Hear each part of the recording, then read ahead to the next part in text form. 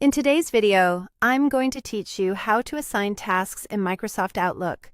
By the end, you'll know exactly which fields matter, how to keep your instructions clear, and how to set a realistic timeline so the person you're assigning to knows what to do and when to do it. With your task window open, look at the ribbon across the top and select Assign Task.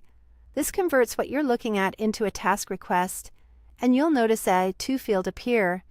That's where you indicate who is responsible.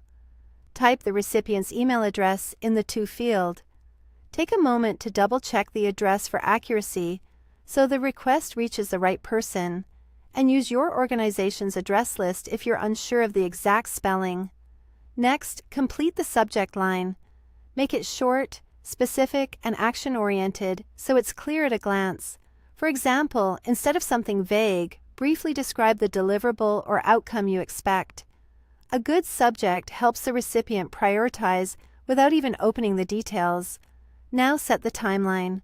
Choose a start date to indicate when work should begin, and a due date to mark when the task needs to be finished. Think about the effort involved and any dependencies before picking dates.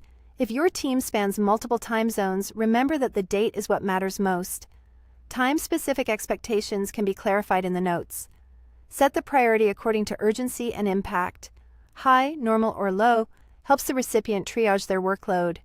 Use high sparingly so it keeps its meaning, and reserve low for items that can flex if something more urgent appears.